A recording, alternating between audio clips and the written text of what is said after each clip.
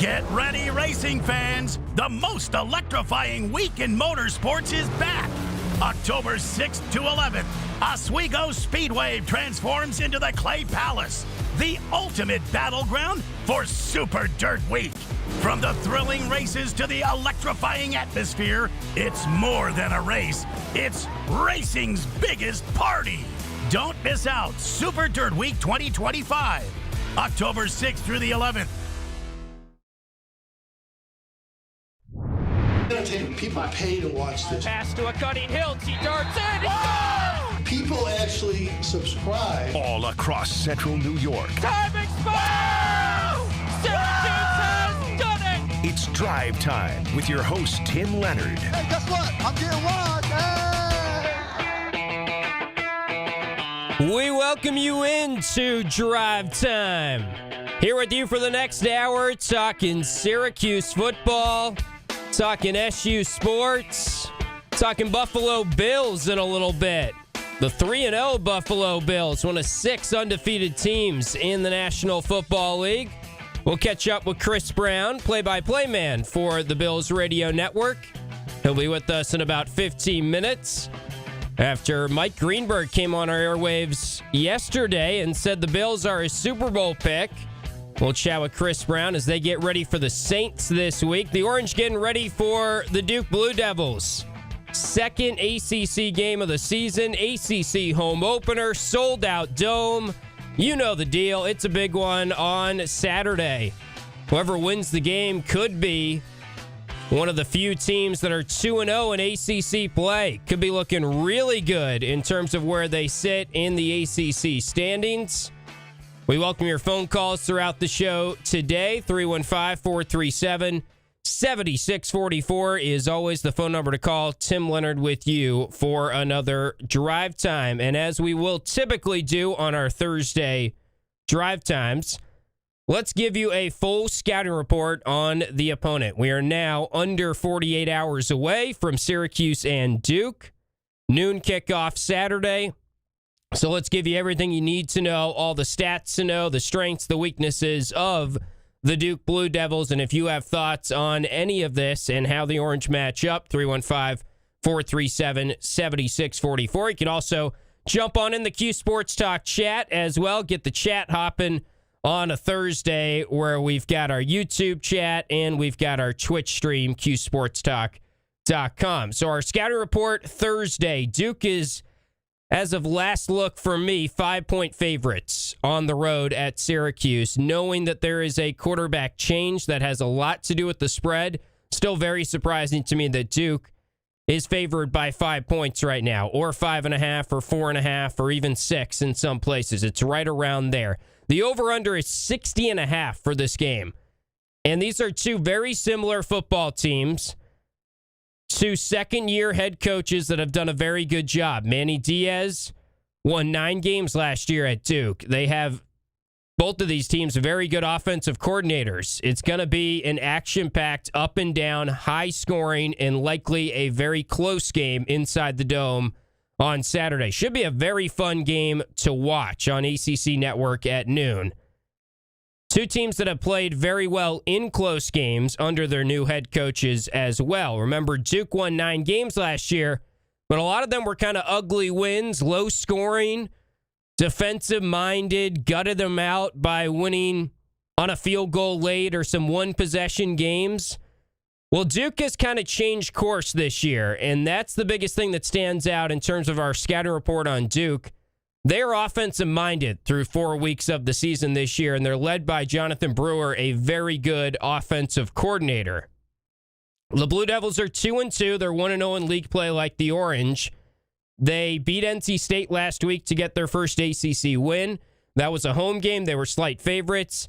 They got down by 13 points. They won the game 45-33. So they put up a whole bunch of points on Dave Doran and NC State. They had 4 turnovers forced last week. Their 2 losses on the road to Tulane, which was ironic because they stole Tulane's quarterback. Tulane, a good team. 34-27, they beat Duke in front of a packed crowd for them 2 weeks ago. Illinois really took the doors off Duke in the second half, 45-19. That's their other loss, and their win in week 1 was against Elon, 45-17. They've got a very tough schedule upcoming. They're going to go to Cal next week, which is always a tough road trip because of the time it takes to get there. They'll be home for Georgia Tech. Georgia Tech has to get through Duke and Syracuse if they want to stay on the track of what many project to be one of the ACC championship contenders right now. And then Duke will be at Clemson after that. So this is a very important game for them. This is a game they're favored in. They might not be favored against Georgia Tech. They might not be favored at Clemson, depending on how Clemson plays over the next couple weeks. Their offense is very good, and their quarterback is very good. And he's getting paid quite a lot of money to be very good, about $3 million. It's an incentive-based contract for Darian Mensah. The thing that stands out to me the most about Mensah, and the most impressive thing, is he is very good at making throws off platform, off balance. He's very good at getting outside the pocket, dual threat guy that can make all the right throws on the run. He is a very talented quarterback. I would say right now he's the second best quarterback in the ACC, knowing that Steve Angeli is not a quarterback in the ACC, unfortunately, for the rest of this season. I would say Carson Beck, who is the Heisman frontrunner as it stands right now, you'd have to put number 1. Tommy Castellanos is in the conversation at Florida State based on how they have started their season. But Darian Mensah is getting paid a lot of money, and he is one of the better quarterbacks in the country. He's averaging 326 passing yards per game. Their running back is an interesting situation. They have a couple different guys that will run the football on Saturday. Anderson Castle was named the ACC running back of the week for their win over NC State. 92 yards on the ground. He had 3 touchdowns in the game. Anderson Castle was supposed to be running back 3 or 4 for Duke at the start of the season. He is a transfer from Appalachian State, a grad transfer. He's already married. He's very old. He's been in college football forever. And here's what Manny Diaz had to say a couple days ago about just how much he has exceeded expectations for them. Anderson Castle, one of their star running backs. Felt that Anderson would bring great special teams value. And then there was the element of just having a bigger back and to have some short yardage goal line ability to move a pile like he did on the first touchdown early in the game. But Anderson has been so much more than that when he's gotten here. His role has really developed into a normal down back. He's done a great job of catching the ball out of the backfield and tight turning and making check downs into first downs. So he's done nothing but just warrant more and more playing time, and our guys love him, and he loves what he's doing for us here and how he helps affect winning. So they weren't expecting the App State grad transfer to be their guy. He was their guy last week. 66-yarder to put away the game, a touchdown, one of his 3 TDs. Castle is averaging 8.8 yards per carry. Duke is running the ball very effectively to this point in the season, and Syracuse has allowed 6.3 yards per carry to running backs this year. That's 11th worst among FBS defenses to this point. So Duke's offense is good. Now we get into their defense, which was their calling card in a way last year. And the hope was, wow, Manny Diaz, year 1, defensive guy. They were already pretty good last year. Now another year in the system, they're going to be even better defensively. That's why there are pretty high hopes for Duke to take a step up from the 9-win season last year. Their defense has not been good to this point in the season. Tulane really hasn't been scoring on many teams, and they put up 34. We mentioned NC State moved the ball well, and the biggest issue with this Duke defense is tackling. It's kind of the opposite of Syracuse. Tackling was not an issue for Duke last year when they were defensive-minded. Tackling has been an issue for them this year. They are 118th in the country, according to Pro Football Focus, in tackling grade. Here's what their defensive coordinator, Jonathan Patke, had to say about their biggest issue right now, which is tackling. The standard of this program is to tackle our way.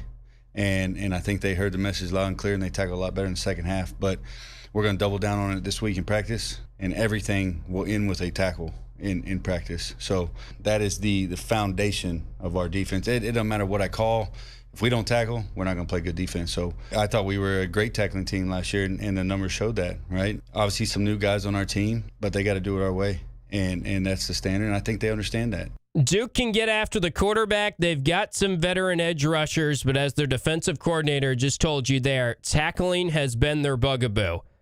The Orange, if you're thinking about a game plan for Syracuse, what they need to do to win this game, it's a lot of quick game stuff. Get the ball on the perimeter. Get the ball into bubble screens, tunnel screens. Duke has allowed several big plays out of just yards after the catch situations in the screen game to this point in the season. They have really struggled to tackle. You heard it there. 23 missed tackles in the last game to NC State. Now, Jonathan Packey started that comment by saying we really challenged them and they responded in the second half. They tackled much better in the second half against the Wolfpack, but that has been their biggest issue this season defensively. That and just stopping the pass in general. Their coverage grade last year was Duke's calling card in terms of Pro Football Focus and how they ranked every phase and every position group for Duke. They were 9th in the nation last year in coverage grade. This year, Duke is 129th in the country. Their middle linebacker is out for the year, Nick Miles, with an injury. He got injured last week. For Syracuse, Duke can get after the quarterback. That's what they did last year. They've got some good edge rushers. We know Ricky Collins is someone that can throw the football down the field. It's going to be important, once again, for the Orange to protect him and protect their quarterback. But also, I feel like Jeff Nixon is going to dial up a lot of misdirection, a lot of quick slants, a lot of quick passes to the perimeter. That's kind of how Tulane beat Duke. A lot of RPOs. Their dual threat quarterback for Tulane really confused Duke in terms of how they were supposed to read defensively, and they struggled in the RPO game. The Orange run a ton of RPOs. So this should be a really high-scoring game. Syracuse has struggled to stop the pass. Darian Mensah is one of the best quarterbacks in the country, in my opinion. Definitely one of the best in the ACC at getting the ball down the field. Syracuse has been very effective offensively, and I think they will continue to be effective offensively, knowing that Jeff Nixon is still the offensive coordinator and knowing that Duke has had weaknesses defensively this season. But tackling and takeaways is probably going to determine this game. And that determines a lot of games. Duke did not have any takeaways until last week. They had one takeaway against Tulane through the first 3 weeks of the season. Then they got 4 against NC State. And they tackled better in the second half. And you wonder, they were a pretty good tackling team last year. They were like 80th on PFF, but you heard their defensive coordinator say, I thought we graded out really well. We were great tackling last year. They've not been a good tackling team this year. Are they going to, after working on it all week in practice, and you heard it's been a major point of emphasis, come out and tackle better inside the dome? The two big keys in this game will be tackling and takeaways. That is your full scouting report on the Blue Devils. We'll get a scouting report on the Buffalo Bills and what they've been up to with our guy Chris Brown as we return here on Drive Time. Chris Brown, the play-by-play man of the Buffalo Bills radio network, joins us next on ESPN Radio and QSportsTalk.com. John Frost.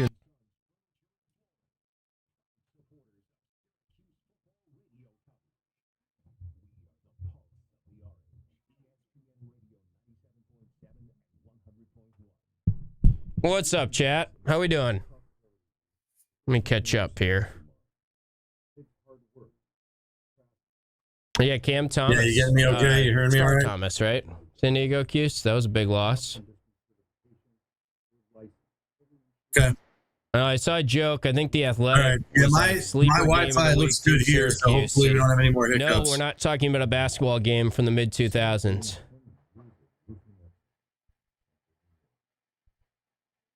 Big ECU game tonight, right, Dom?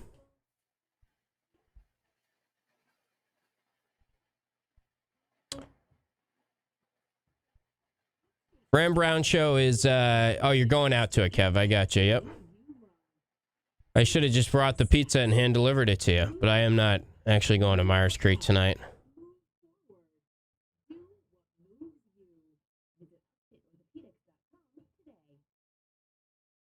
Oh, man, Dom. Well, you can listen to ECU football on the radio. We'll keep you company until you got the Fran Brown show tonight. You've got some good options, at least.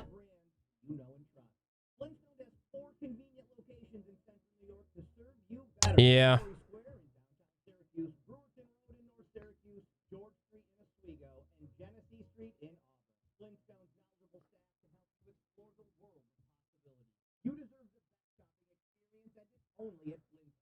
Well, I think Syracuse has been a team. That was another stat I found. So Syracuse.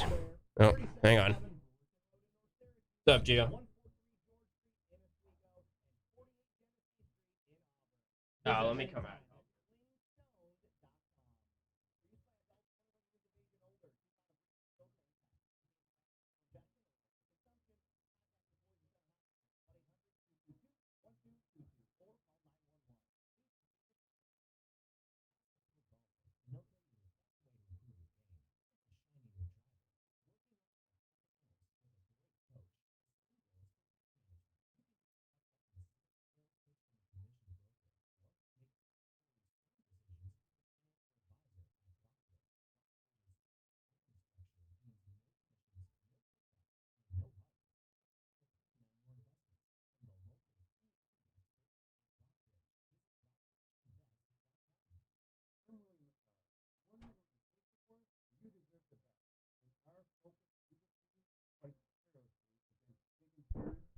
No Fran show on Twitch. But yeah, you can actually watch it on Cuse.com, though, if you want to watch it.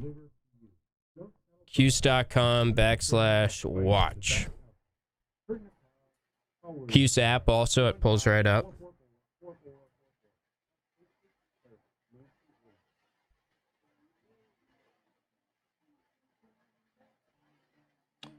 Yeah, the stat I was going to say before I dipped, Syracuse has averaged 13.7 yards after the catch this season, third best in the ACC. Duke's defense has allowed 13.2 run after the catch, third worst in the ACC. So it goes back to what we were saying. They're struggling to tackle, so they got to get the ball out in space as much as possible. What's up, bowling ball? What's up, Hudson?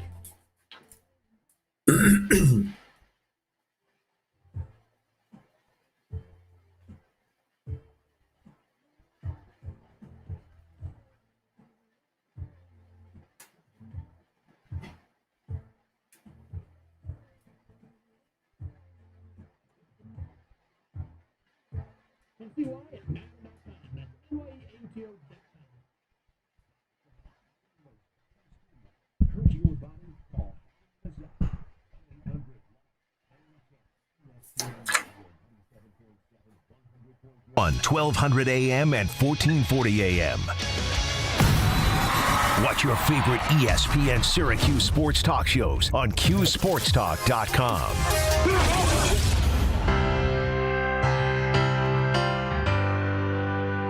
Welcome back into Drive Time. Good football all around Central New York right now. The Orange at 3-1, trying to get to 2-0 in league play. Got Duke on Saturday for a noon kickoff, and the Bills are off to one of their better starts in recent memory. They are 3-0 on the season, one of 6 undefeated teams in the NFL right now. And to talk more about the Buffalo Bills, let's bring on Chris Brown of the Bills Radio Network, their play-by-play man. And Chris, I know you've been around the team for a while, and this is nothing too out of the ordinary, getting off to a good start and being 3-0 and looking good Super Bowl odds at this point in the season. But does this feel like an even better start than what we've seen recently? And is this one of the better ones you've seen in maybe the McDermott era?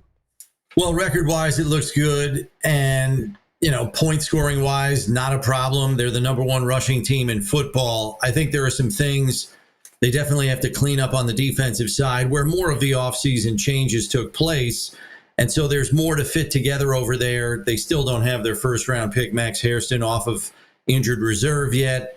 I think he's a piece that they're hoping can be added back into the fold at some point this season. And they still have to get Michael Hoyt and Larry Ogunjobi back from suspension, which will happen over the course of the bye week, and then they'll be ready to go week 8 moving forward. But there are some things to fix on defense, third down defense among them, red zone defense, another issue. So they've got to fix some things on the defensive side of the ball, but as long as you're scoring 30 points a game, or 34 is the average so far, they're 4th best scoring team in football. That's going to win you a lot of football games in the interim. Yeah, I guess another way to look at it, you mentioned number 1 rushing team in the NFL right now. Just specifically with the offense, because you're nitpicking the defense a little bit there, and they want to get healthier defensively.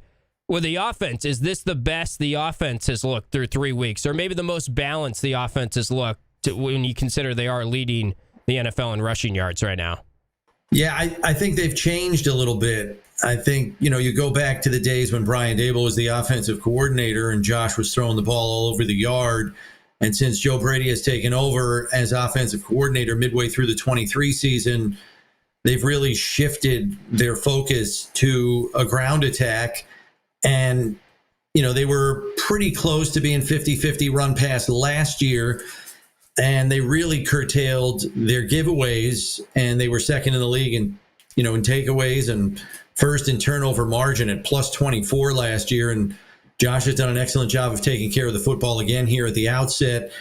And I think they are a run game that has diversified themselves. Last year, there were 2 or 3 run plays that were kind of their bread and butter. The duo play, getting up to the second level with the linemen, and then the pin-pull schemes with the tackles, who are both really good athletes, and Spencer Brown and Deion Dawkins. They've diversified that considerably. They are a much more varied run team, and I think it's caught teams off guard defensively. And what they're doing with their 2 and 3 tight end sets, I think, is very in vogue in this league. As a matter of fact, when they run 12 and 13 personnel, they're number 1 in the league in yards per carry at 7.2. It's not a big sample size yet, but that's a fat number. And until defenses try to chase them out of it, and look, the Dolphins tried it last week. For those that didn't watch that game super closely, the Dolphins were trying to stop the Bills' run game, and they were doing whatever they could. They ran 3 defensive tackles on the field, played a 50 front with 2 edge rushers and 3 DTs. That didn't work. Later in the game, they put 4 defensive tackles on the field, 2 edge rushers, and 2 linebackers. Like, it's an old school 4-4 front to try to stop this run game, and they still couldn't do it. So teams are going to have to get real unique and clever to try to find some answer to stop Buffalo's run game, because it is a machine right now. Do you feel like, Chris, and you bring up 12 personnel, 13 personnel, and for those that don't know, that's kind of you're putting more tight ends on the field, 2 tight ends or 3 tight end looks there. This seems to be a trend across the National Football League. Is this something you feel like we're going to see more and more of? I mean, obviously the production has been very good and the stats are very good, but how much is Buffalo doing this year compared to what they were doing in the past couple seasons? And how much do you think this is a trend that's only going to continue?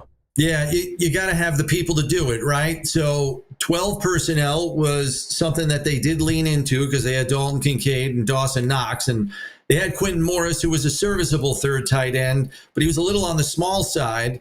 So they would use Alec Anderson as a 6th offensive lineman in a jumbo look, and they used that package more than any other team in football, 17% of their snaps last year, and it worked very well for them in their run game. This year, after drafting Jackson Hawes out of Georgia Tech in the 5th round, Aaron Cromer, their offensive line coach, calls him the best blocking tight end he has ever seen. Forget about rookie, that he has ever seen. And this is a guy that's coached in the NFL for going on 20-something years. And if you watch him closely in a Bills game, you will notice him in the blocking game. But here's the difference, Tim. You've got a situation now where, yes, and again, small sample size, but they're averaging 7.2 yards per carry when they run out of 12 or 13 personnel.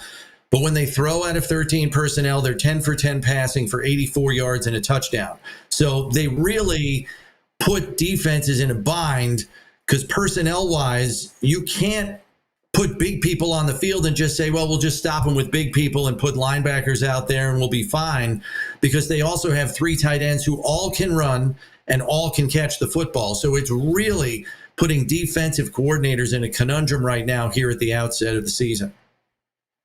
Yeah, that's fascinating stuff, and it'd be interesting to track just how much that continues to be a trend and just how effective they will be in those 12 personnel, 13 personnel sets throughout the season. I feel like the easy thing to say about Josh Allen right now is he's turning it over less, and therefore he's evolved into the best quarterback in the NFL. And I don't think there's any debate at this point that he is the best quarterback in the NFL and a front runner for the MVP again. Are you noticing anything else, or is it just as simple as his decision-making has gotten better and he's a smarter quarterback than he was maybe 3-4 years ago? I think he's a more risk-averse quarterback. I mean, we all remember when he used to have the moniker Sugar High Josh, and he'd get excited, want to make the big play or get it all in one play, and he'd chuck it down the field. And as we know, those are lower percentage plays to hit, high risk, high reward. And I think as he has gotten older, he's looked at what has made Patrick Mahomes so successful. And I would say the one area in Patrick Mahomes' game that Josh had not met yet was his elite ability to manage any down and distance, time and score situation and put the Chiefs in the best situation possible to extend a drive, stay on schedule, avoid a bad play, whatever it was.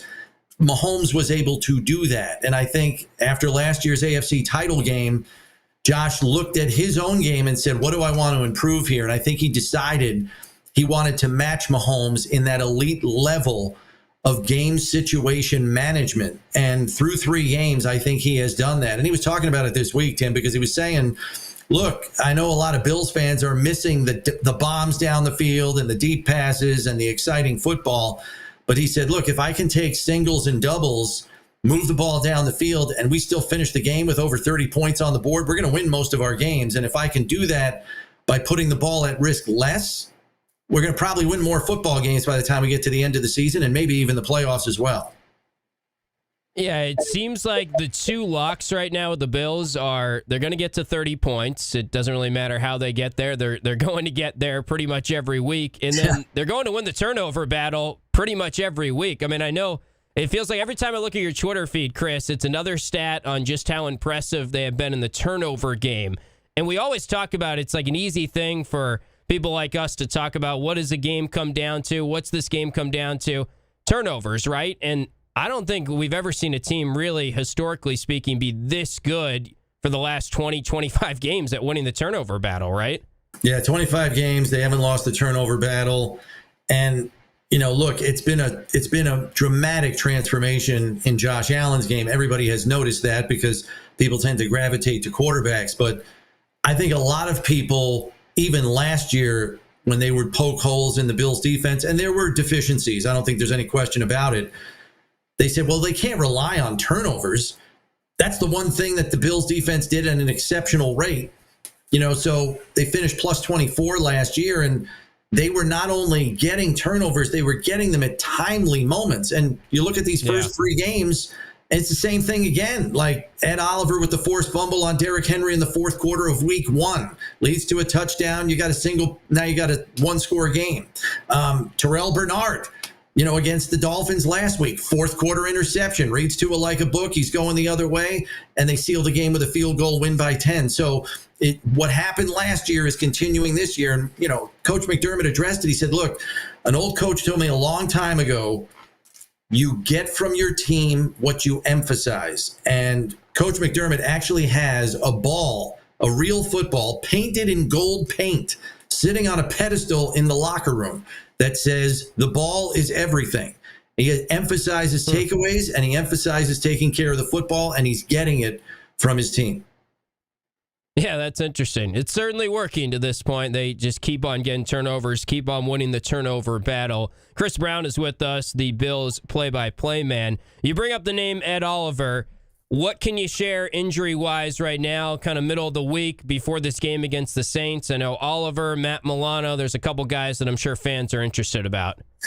Yeah, Milano and Oliver still not practicing, and going against an opponent that's a 15-point underdog and hasn't won a game yet, I just don't anticipate the Bills hurrying either of those players back. I think they're going to exercise discretion and err on the side of caution.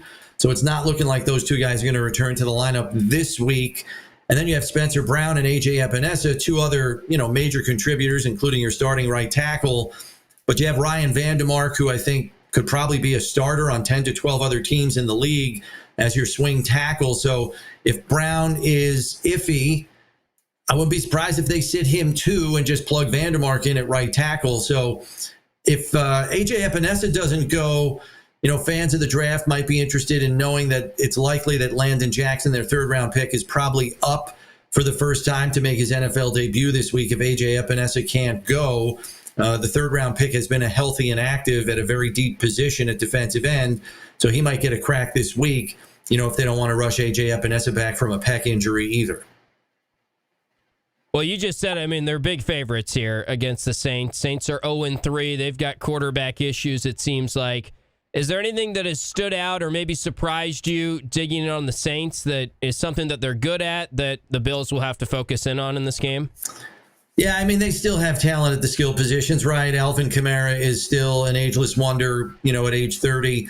Nobody has more total yards from scrimmage than him since 2017 when he came into the league, except one player, and that's Derrick Henry. Nobody else has more yards from scrimmage. He's really a phenomenon back there and still getting it done for the Saints. Olave is a guy they force feed the ball to, which I find very interesting. I think they have other guys they can utilize, like Juwan Johnson, the tight end's a talented player. Brandon Cooks is back after starting his career with them. He's back for a second stint. But they forced the ball to Olave, which I'm wondering if that's something the Bills can take advantage of with Christian Benford or whoever might be covering him. Special teams is a major problem for this team. They got boat raced by Seattle last week because of their special teams. They give up a 95-yard punt return for a touchdown. They get a field goal attempt or a punt blocked in their face. Gets recovered by Seattle on the New Orleans 12-yard line. They go in and score. And then they have a 60-yard kickoff return against them again. Seattle has a short field. They score. So basically, the Saints blink and they're down 21-0 due mainly to their disasters on special teams. Seattle ran 8 plays on offense. They scored 21 points. So the game was basically over in the fourth quarter. We're going to see how buttoned up they're going to be this week on special teams. Otherwise, they could find themselves behind even faster up here in Buffalo.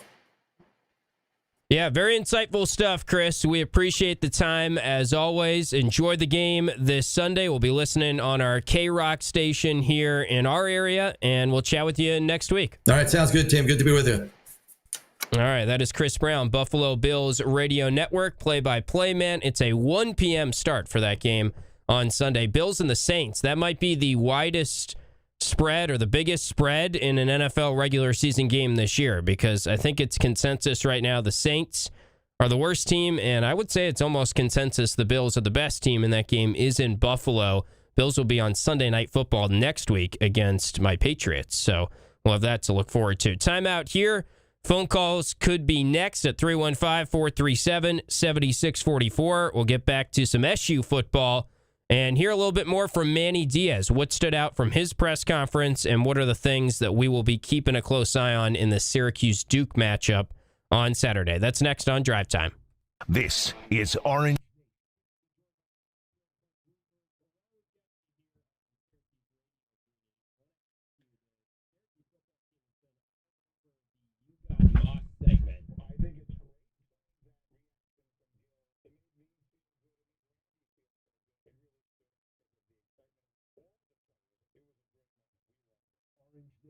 Saints are locked to win, yeah. I'm the guy who thought Clemson was going to blow out Cuse, so.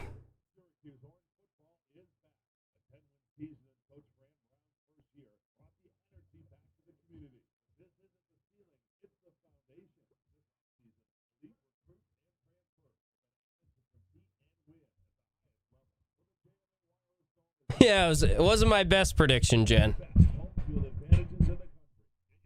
If I get all the picks wrong and Syracuse keeps winning, maybe I should just lean into it. Maybe I should pick Duke this week. Just reverse jinx Cuse all year. Yeah.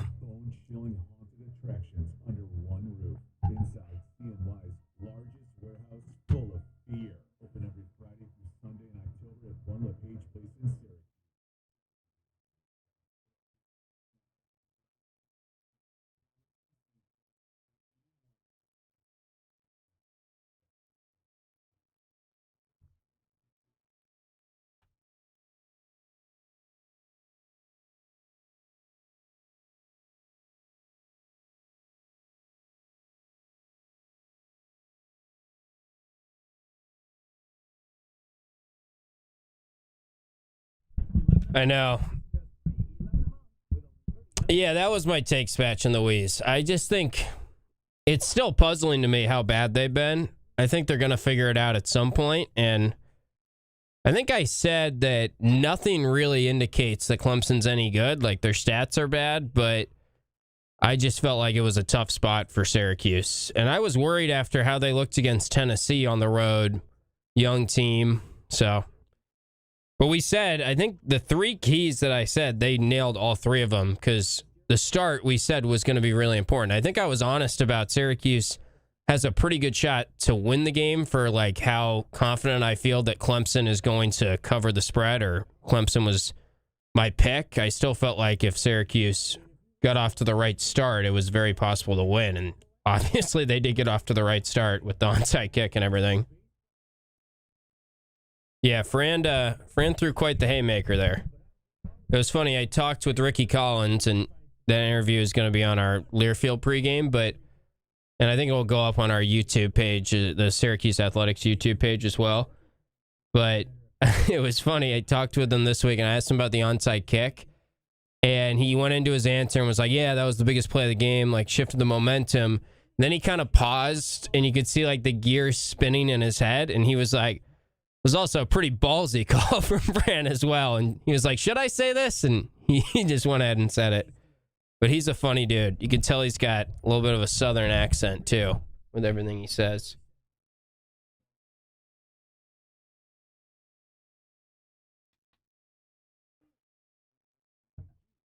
One thing to keep in mind with Ricky, too, we were talking that Eli Holstein, the quarterback for Pitt, who, of course, we play down the road here, October 18th, I think it is. They were like rivals in high school, and it was pretty rare for that area, Baton Rouge, to have two big-time recruits. Holstein was an Alabama guy, then transferred to Pitt, but they were both like Elite 11, 4-star caliber, maybe 5-star on some site caliber quarterbacks. And he said that was like a huge game in his high school career going against Eli Holstein, and they lost the game. So we were like, you got to get revenge in a couple weeks.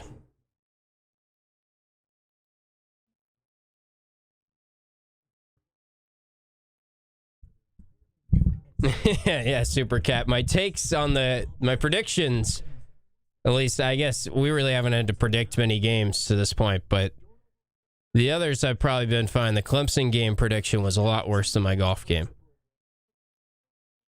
I'll be fresh off the golf course tomorrow because we got the NIL event for men's basketball.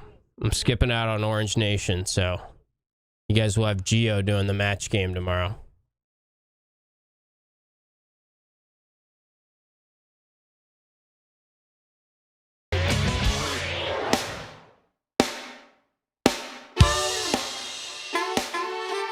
Rolling along with Drive Time. Tim Leonard with you. Big football game this weekend inside the Dome. This feels like one of those that if Syracuse gets this win, now you're starting to think year two's looking pretty darn good for Fran Brown. There was nothing fluky about Clemson. Doesn't matter what quarterback the Orange are putting out there. They're still going to be effective. If they get this win and Ricky Collins looks good at quarterback, then, man, we got to give Jeff Nixon even more props than we have to this point in the season, which I didn't think that was possible. I've been saying it all year. Jeff Nixon, most underrated part about the team last year, and here they are, once again, different quarterback, and they are still putting up numbers, and that's kind of what Manny Diaz was talking about during his press conference this week. Want to play back some of the interesting moments from that as we kind of sound check here for you. We'll hear a little bit from Manny Diaz, and also I want to bag on an ACC show that I was hearing the other day. I saw at least the Twitter clip. They were trying to debate who is the fourth best team in the ACC. We'll get into that as well. But first, Manny Diaz had some very nice things to say about one Fran Brown, who almost crossed paths with him at Temple, but someone that he has admired and really was praising Fran for the start that he has had here through 13 games at Syracuse. What Fran Brown has done there, I mean, have 13 wins in one season in less than a month, considering the state of where that program was when he got there, is honestly one of the best coaching jobs in the country. You watch a film and you see it. If you just look at the way that they went down to Death Valley last weekend, just from the opening tip, just completely dominated the game. So you know that they're extraordinarily dangerous in all three phases. It's going to be a really, really good challenge. It's great for our guys. It'll immediately get our attention that we're going to have to play our best to go and play in a very difficult place to play inside the dome. By the way, Duke has not seen a crowd more than 30,000 this season. Their toughest place to play so far is their one road game that was at Tulane, but their crowd is only about 30,000, I think, is capacity that they saw. So that was a tough game. I think it was a night game as well. Kind of a big, tough environment for them, but this is going to be the loudest environment, of course, that they have seen. And I don't think anyone on this Duke team has played inside the dome unless it's a transfer. Obviously, Syracuse has not seen Duke since 2020, so this is going to be a totally different atmosphere from what they are used to. And Duke's a program that just doesn't play a lot of indoor games, period. I said at the start of that 13 games, I meant 13 wins for Fran Brown, but Manny Diaz, the Duke head coach, had some Miami background, of course, is very complimentary of Fran. He's also really expecting them to not see much of a drop-off at all now that they're going to Ricky Collins as the starting quarterback for the rest of the year. This is a really well-coached offense that knows how to throw the football. The expectation of our defense is that their execution and how they do things, you can just see how their quarterbacks are coached on rhythm and how they get the ball out. And if the first one's not there, whether it's checking it down or whatever it is, we don't expect there to be any sense of drop-off no matter who they have a quarterback, because everybody would have thought they would have dropped off when Cal McCord left the program. And like I said, they dropped 3 spots in the national rankings. So they know what they're doing throwing the football. It really is going to be very interesting to see just how much Syracuse runs, just how different, if at all, the offense looks, because everything we've heard this week, Fran Brown said it, Nunzio Campanelli said it, the quarterback coach. We chatted with Ricky Collins, and we relayed that to you, that he said Fran told him, which that makes me as confident as anyone. If Fran is telling Ricky something, he's not lying to Ricky personally, and Ricky told me that Fran said we're not going to do anything different. So I do believe that the offense is going to look pretty much the exact same. Fran was asked about that earlier on Orange Nation again today, and he first joked and said, yeah, we're going to run the wishbone, we're going to do a little option. I can't remember specifically what he said, but he was like, we'll do power I off the right. And then he was like, no, I'm kidding. We're just going to keep doing what we're doing. We're almost leading the country again in passing yards. So why would we change that? We feel good about Ricky Collins. So everything we've heard this week, including now Manny Diaz, we can add him to the list. The Duke head coach, not expecting much to be different in terms of the game plan now that it is Ricky Collins who is starting at quarterback for Syracuse. Here's more from Manny Diaz. You got to see what they thought about him when he came into the game and they stayed in attack mode. They've got great confidence in who he is as a thrower. You know, his reputation going through recruiting was, obviously a big arm talent. It'll be, we just look at it as an immense challenge for our secondary, and we told the guys it doesn't really matter who they have playing quarterback. They know what they're doing, and they have good weapons to attack you down the field. So it really does feel like they're expecting them to throw the football, Syracuse to throw the football a lot on Duke. Duke has given up a ton of passing yards to this point in the season. They've been one of the worst pass defenses in the country. Syracuse has also been one of the worst pass defenses in the country, and Darian Mensah and Duke have been one of the best passing offenses in the country. So that's why we're getting an over-under of 60.5. You combine that with a perfect weather day inside the dome, it seems like this is going to be a high-scoring game. We don't exactly know how much Syracuse is going to hit the explosive plays without Steve Angeli at the quarterback position, but I got a pretty good feeling they will, just because Duke has given up a lot of explosive plays. And the Orange, no matter who the quarterback has been under Jeff Nixon, they have graded out great, they played great, and they have moved the ball through the air very effectively. So I expect that to continue. Final sound check item. This was on one of the ACC shows. This is Roddy White and EJ Manuel talking about the state of the conference, and the question gets brought up here. Who is the 4th best team in the ACC? Right now, consensus is Miami, Florida State, Georgia Tech, in some order, are the 3 best teams in the league. Those are your top 3 title contenders right now. I just want to play this because we can all play a game of counting how many teams are brought up here that are not named Syracuse. I don't know why, after Syracuse went down to Clemson, they wouldn't even get a sniff here for who is the 4th best team in the league. It is a wide open race for the 4th best team in the league. And here's Roddy White and EJ Manuel talking about that question. Who's the fourth best team in the ACC right now? I'll give an answer, and it could age very poorly. I'm going to say it's Duke. That's one team. I kind of believe in Duke. I think we need to see more from Louisville offensively. That's especially two. Now that Isaac Brown and Chris Bell are banged up. I mean, Louisville won big over the weekend. Isaac Brown only had 1 carry for 18 yards. They got to get healthy offensively, and even when they have been healthy, they haven't been the same explosive offense. They haven't hit the ground running. They've got room to grow, but I'm sort of taking a wait and see on Louisville. I think you look at Virginia. That's 3. And I mean, NC State already beat Virginia. 4. So I think that plays into it. But Virginia getting Cam Robinson back was huge. But I think that defense still needs to come along a little bit before I'm ready to go there. Although they're in the running, I just like Duke's defensive line. They continue to create disruption. Yeah. I think Darian Mintz is getting more comfortable. I think their skill position group is pretty good. And Anderson Castle at running back, like that dude was rumbling in this game. Yeah. So I'll go Duke.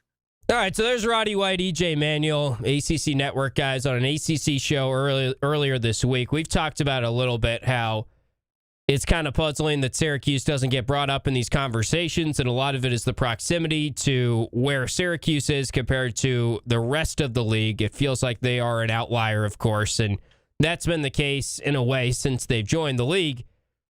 I guess, have a huge issue with them not being mentioned, but it's just weird to me that you bring up Virginia, you bring up Duke. I don't know. Duke and Syracuse feel like very similar programs right now, but I think you would have to give Syracuse more credit because they won 10 games last year. Duke won 9.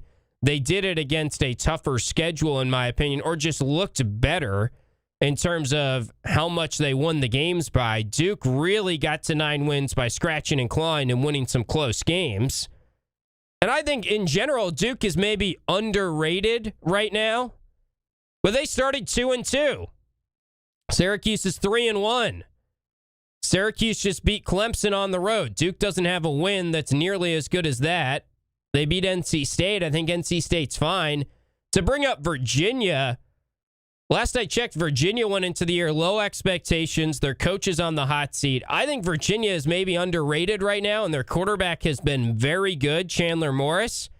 But congrats, you blew out Stanford. Virginia also has lost NC State to this point.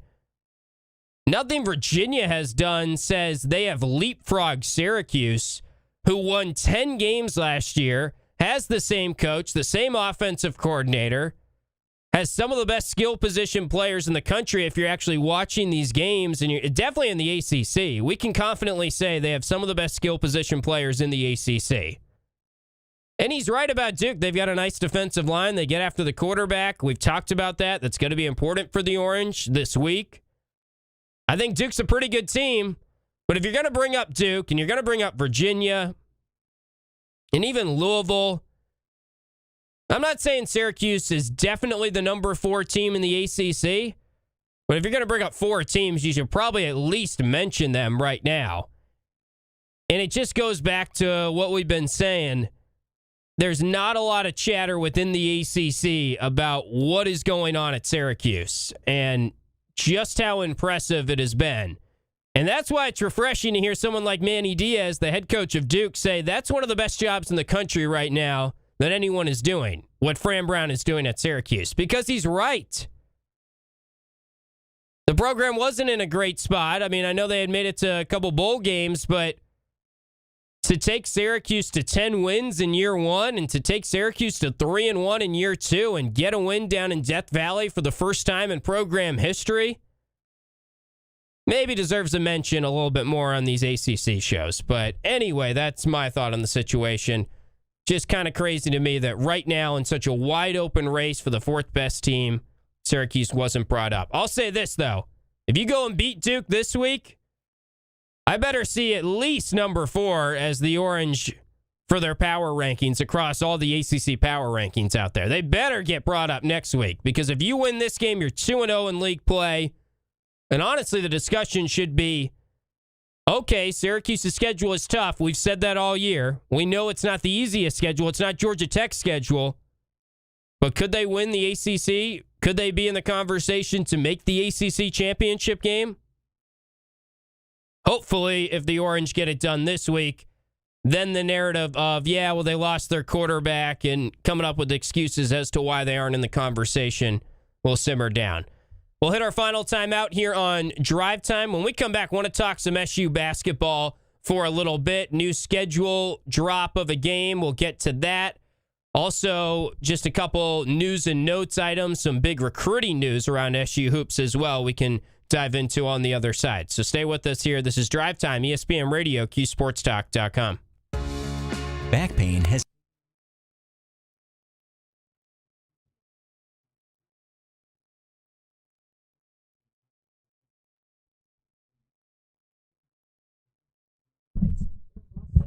Gio's first match game, yes. I'm not sure he really knows what he's in for, but I'm sure Paulie will do nothing to help him.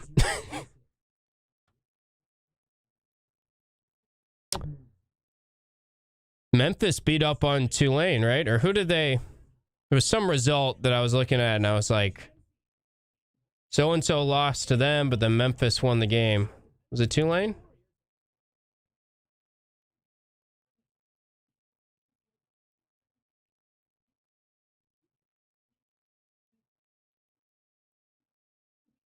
See you, Kev. Enjoy the Fran Brown show.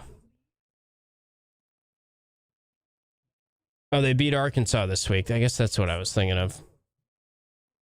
Who did... It was one bad loss from Tulane I was looking at earlier. Games are running together.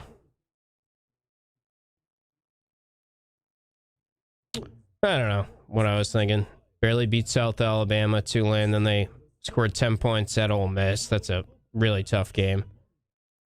But their best offensive game was Duke, which is kind of interesting. Yeah, Memphis 4-0. They're looking good maybe to thread in the college football playoff. Really, whoever wins that league will probably be that 12th team. Boise's dropped off.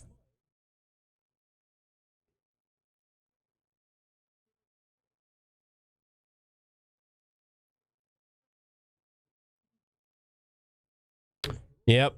The YouTube chat agrees with me. No respect for the Cuse. Always the outlier. I agree, guys.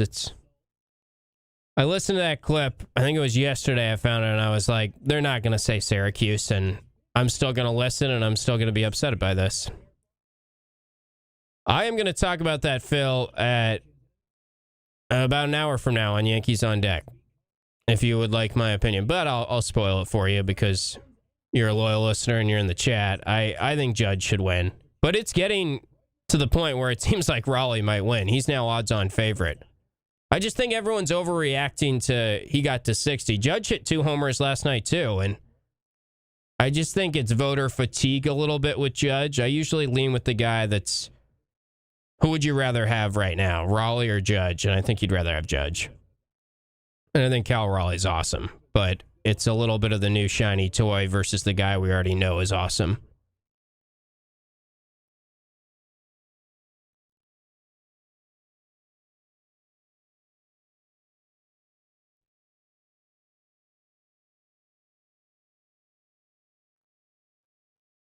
Got your Chuck Taylors. I like it. Like John Zolberti.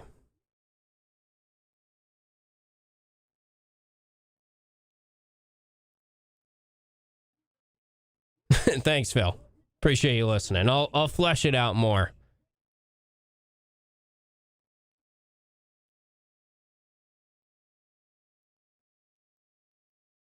Yeah, Judge hitting 328 now. Judge is incredible. We almost don't talk about it enough. He's already had 4 50 homer seasons. He's gonna be the first ever to have 5.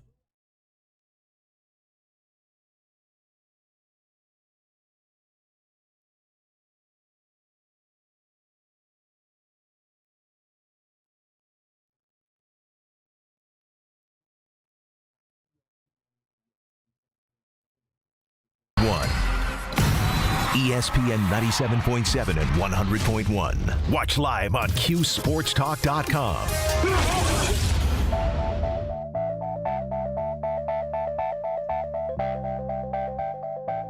Final segment on the show this evening. Drive time in your lives now, 5 to 6 p.m. every weeknight, talking Q Sports.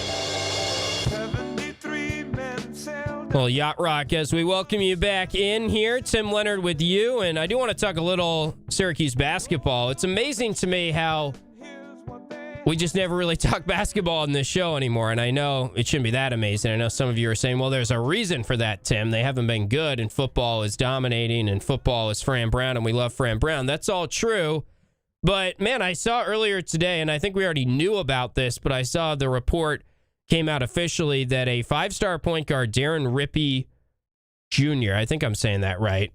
Darren, I think it might be Darren Rippey Jr. Either way, he's a 5-star point guard. He's the number 11 recruit on the 24/7 Sports Composite rankings. He is going to officially visit Syracuse this weekend. Nice weekend to visit, considering you got the sold-out dome and a good atmosphere to show him at the football game. And it should be pretty good weather this weekend. We always kind of overhype the whole weather thing with recruiting. But it feels like Syracuse has a pretty good shot at landing this guy in the 2026 class. There have not been many commits at all across the country in the 2026 class, and there's been a lot written about that, on how it feels like there's a stalemate right now between the agents of college basketball players and the high school players that are trying to get their deals, and they feel like they should have more leverage. And with the rev share and what happened last year, the market really inflated last year because you added rev share for the first time, and now college coaches are trying to scale it back and think, yeah, we need to save more money for the transfer portal and less on high school kids. And high school kids are saying, well, this guy got X amount last year. Why is my guy not getting X amount this year? So there's been a lot of back and forth over that, and there have not been a lot of commits. It's been really unprecedented how little commits there have been from the 2026 cycle. Syracuse is yet to get one. And if they get this Darren Rippey Jr., then we should be giving Red Autry a lot of credit, because this is the type of recruit that Syracuse has struggled to get, a point guard that is number 11 in the 24/7 Sports Composite. And it's kind of interesting to me that they are very much in the mix here, because Nate George has another year of eligibility after this. And you would think he's thinking about being a one-and-done talent. He's taken other visits. Looks like he's going to go to NC State. He's taken a visit to Duke, I believe, recently. But it's just sort of weird how we're not talking about this one that much. And I know some of you don't pay attention to recruiting because they commit, then they decommit, and it's why waste our time. I get that. But it even feels like the people that usually focus on recruiting don't care too much about just how well Red is recruiting, despite the up and downness, or mostly the downness, of the program right now. Another basketball note before we leave you: the St. Joe's game is getting moved officially to the Dome. That was the game that was in Vegas, neutral site. Now they can't play it there. December 11th, inside the Dome, kind of a soft spot in the schedule for Syracuse, a little bit of a break. They're going to play St. Joe's.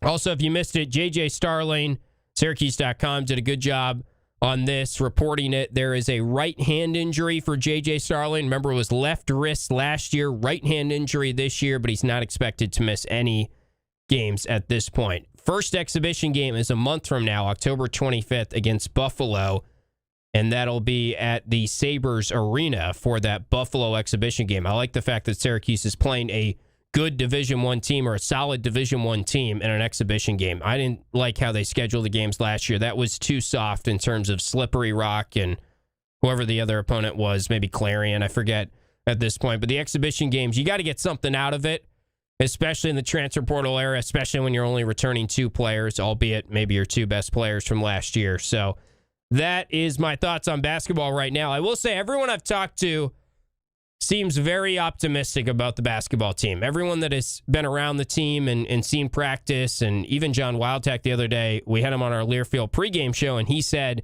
they are working really hard, and this is a much more talented team than what we've seen. It's easy to say that now, I know, but I do feel like on paper it's more talented, and the little parcels of information I've gotten to this point say this is legit a much more talented team than what we have seen in the Red era to this point. Fran Brown Show tonight at Myers Creek in the Inner Harbor. You can listen to that in about an hour on the Syracuse Sports Network from Learfield. You can always watch the shows as well. If you're on the Twitch stream and you like watching our radio content, you can watch it on the Cuse app, Cuse.com as well. There's always a video stream, Matt Park, Fran Brown over at Myers Creek in the Inner Harbor, and that will be on TK99 for the radio listeners, 7 to 8 p.m. You can call in, ask the coach a question.